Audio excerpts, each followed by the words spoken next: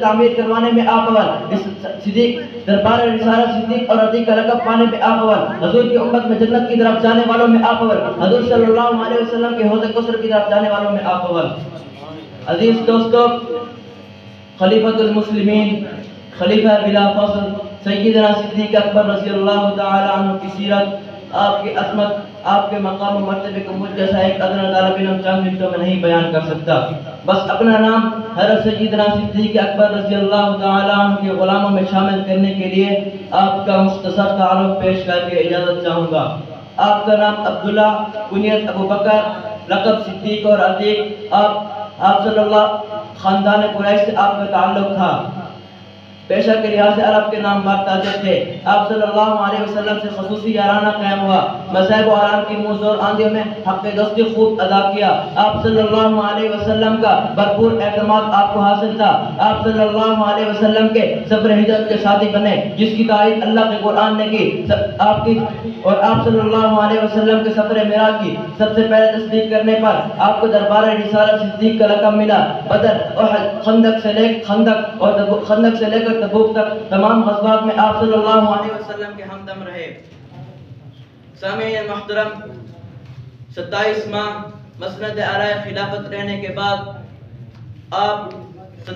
22 جمادی الثانی 13 ہجری بروز سوموار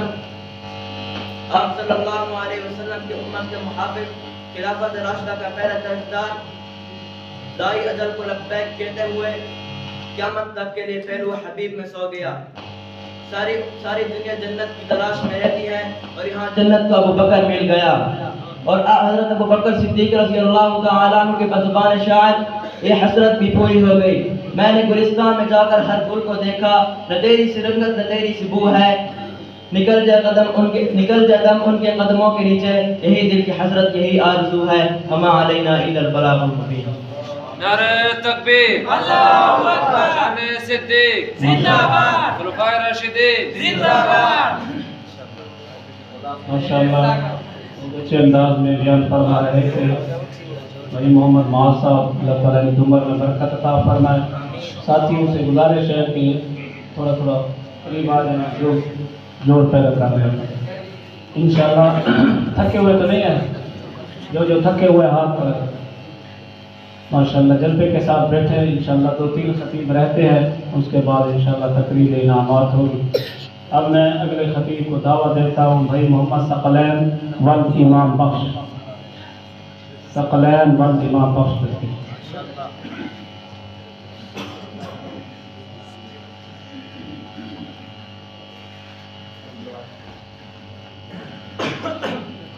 الحمد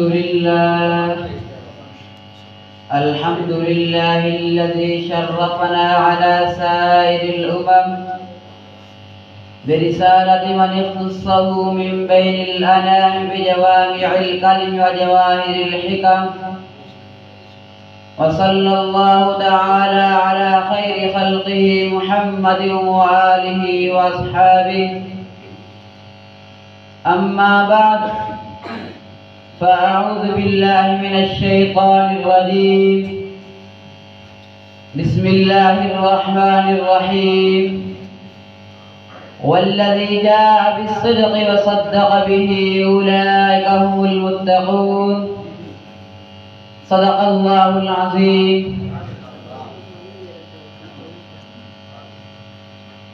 پروانے کو چراغ تو بلبل کے لیے پھول بس، پروانے کو چراغ تو بلبل کے لیے پھول بس، صدیق کے لیے خدا کا رسول بس۔ انتہائی واجب الاحترام معزز و مکرم صدر محفل اور قرب و جلال سے تشریف لانے والے معزز مہمان گرامی اور سرزمین ڈیرہ سے تعلق رکھنے والے غیور اور بہادر مسلمان دوستو، السلام علیکم ورحمۃ اللہ وبرکاتہ۔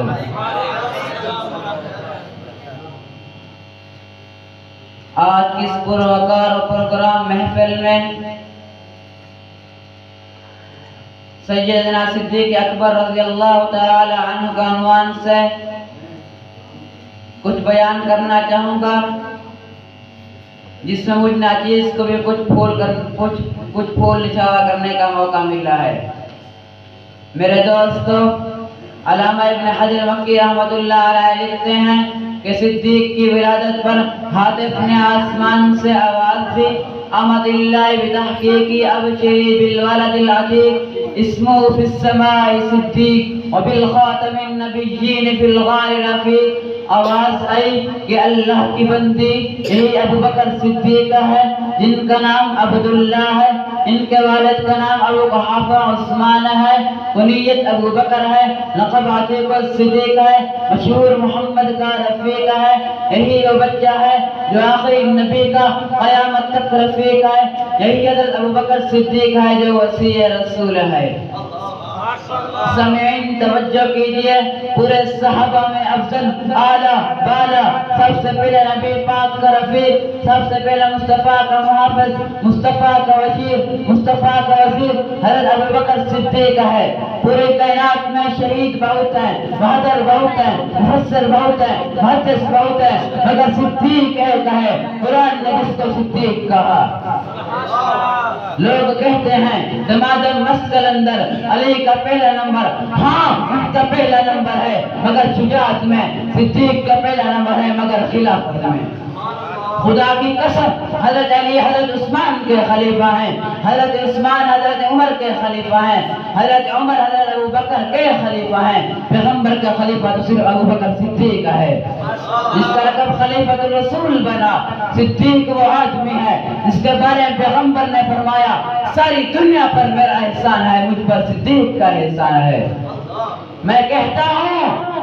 ہاں میں کہتا ہوں، حضرت علی حضرت ابو بکر میں بڑا فرق ہے، نہ سمجھے تو بیڑا فرق ہے۔ علی کے گھر کو پیغمبر نے آباد کیا، پیغمبر کے گھر کو صدیق نے آباد کیا۔ علی دماد ہے، علی دماد ہے تو ابو بکر صدیق خسر رسول ہے۔ دوستان محترم، نبی سچا تھا تو ابو بکر صدیق بن گیا، نبی عادل تھا عمر عادل بن گیا، نبی سخی تھا عثمان سخاوت کا بادشاہ بن گیا، نبی بہادر تھا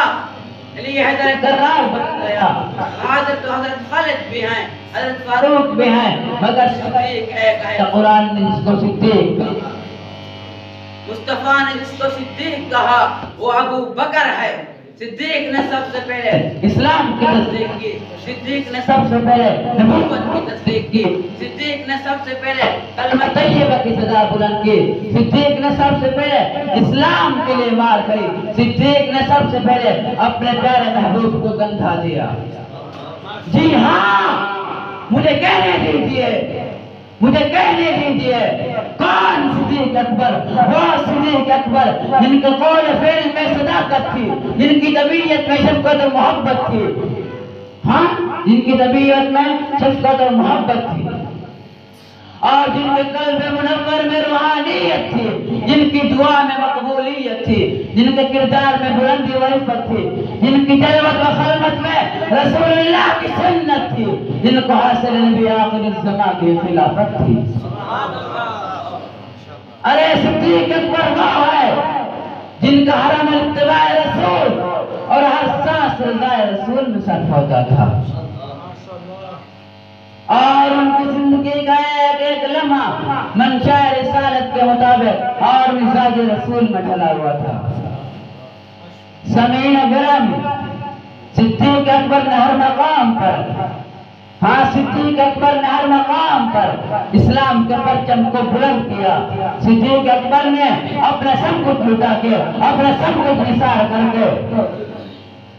آخری وقت امت سے کفن بھی نہیں مانگا، ہاں آخری وقت امت سے کفن بھی نہیں مانگا، وہ بھی اپنی پھٹی پرانی چادروں میں ملبوس ہو کر اس دار فانی سے سرخرو ہو کر رخصت ہو گیا، اور جاتے جاتے اس ویرانی دنیا کو سبق دے گیا۔ صدیق وہ ہوتا ہے جو اسلام کو سب کچھ دے دیتا ہے، اسلام سے کچھ نہیں دے گا۔ شان صدیق زندہ باد، نعرہ تکبیر، نعرہ تکبیر۔ تو پھر میں کیوں نہ کہوں دشمنوں کی بھیڑ میں میں راستہ بنا کے چلتا ہوں، دشمنوں کی بھیڑ میں راستہ بنا کے چلتا ہوں، ہاں میں صدیق کا نوکر ہوں، سر اٹھا کے چلتا ہوں۔ وَعَلَيْنَا إِلَى الْبَلَاغُ الْمُبِينُ۔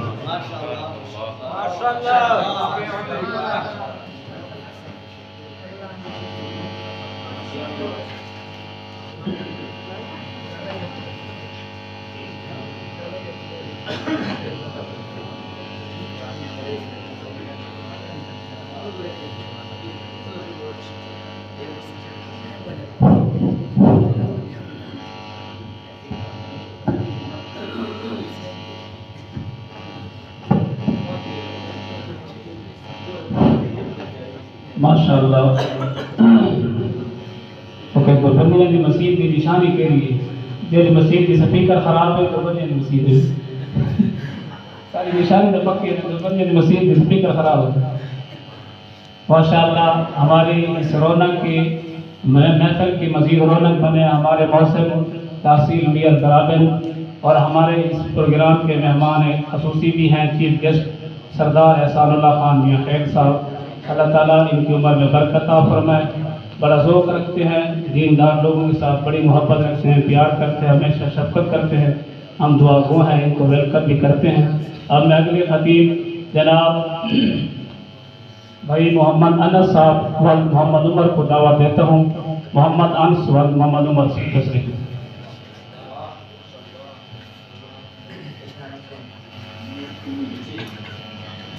الحمد لله وحده والصلاة والسلام على من لا نبي بعده أما بعد فأعوذ بالله من الشيطان الرجيم بسم الله الرحمن الرحيم إلا تنصروه فقد نصره الله إذ أخرجه الذين كفروا ثاني اثنين إذ هما في الغار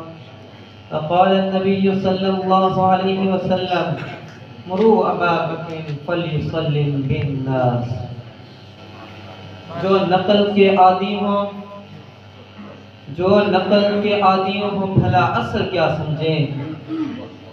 جو نقل کے عادی ہوں بھلا اصل کیا سمجھیں بلا فصل کی عظمت کو بلا نقل کیا سمجھیں محترم سامعین آج میں آپ کے سامنے شان صدیق اکبر رضی اللہ تعالیٰ عنہ کا تعارف پیش کرنا چاہتا ہوں میرے بھائیوں آپ کا نام عبداللہ کنیت ابو بکر لقب عتیق و صدیق ہے آپ کا نام عبداللہ اس کے بارے میں حدیث میں آتا ہے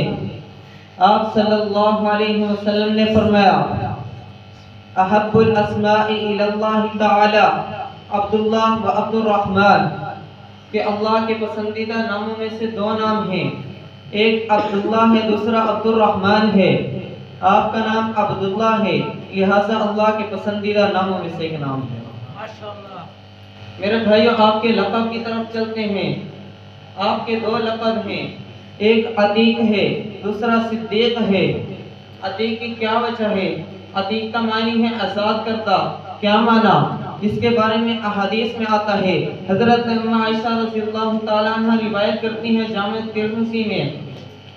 فرماتی ہیں کہ نبی کریم صلی اللہ علیہ وسلم نے میرے ابا جان سے فرمایا کہ ابو بکر اللہ کی طرف سے جہنم سے آزاد کرتا ہے اس وجہ سے آپ کا لقب عتیق ہے دوسری وجہ جو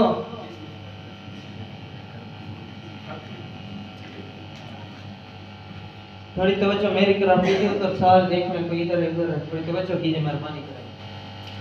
آپ کا ایک لقب عتیق ہے دوسرا صدیق ہے توجہ کیجیے میں سبق کی طرف سے آپ کا لقب ایک عتیق ہے دوسرا صدیق ہے عتیق کی کیا وجہ ہے روایات میں آتا ہے کہ آپ صلی اللہ علیہ وسلم نے فرمایا اے ابو بکر تو اللہ کی طرف سے جہنم سے آزاد کرتا ہے اس وجہ سے آپ کا لقب عتیق ہوا دوسری روایت جو سلطان المحدثین امام المحدثین وہ لکھتے ہیں وہ فرماتے ہیں کہ آپ کی ایک وجہ عتیق ہونے کی یہ ہے وہ فرماتے ہیں کہ بچپن کا عالم تھا حضرت ابو بکر صدیق رضی اللہ تعالیٰ عنہ کے والد چونکہ بت پرست تھے وہ آپ کو کہ بت کے سامنے لے گئے آپ سے فرمانے لگے اے بیٹا یہ تیرے حاجت روا ہیں یہ تیرے مشکل کشاں ہیں تو نے ان کی عبادت کرنی ہے تجھے کسی چیز کی ضرورت ہو تو نے ان سے مانگنی ہے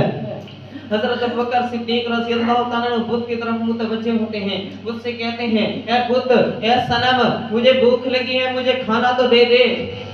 बुत की तरफ से कोई जवाब नहीं आता। फिर हजरत बकर सिद्दीक बुत की तरफ मुतवज्जे होते हैं, फिर कहने लगते हैं ऐ बुत मैं प्यासा हूँ, मुझे पानी तो पिला दे। बुत की तरफ से कोई जवाब नहीं आता। फिर हजरत बकर सिद्दीक रज़ी अल्लाह तआला अन्हु फरमाते हैं ऐ बुत मुझे प्यास लगी है, खाना नहीं खिलाता।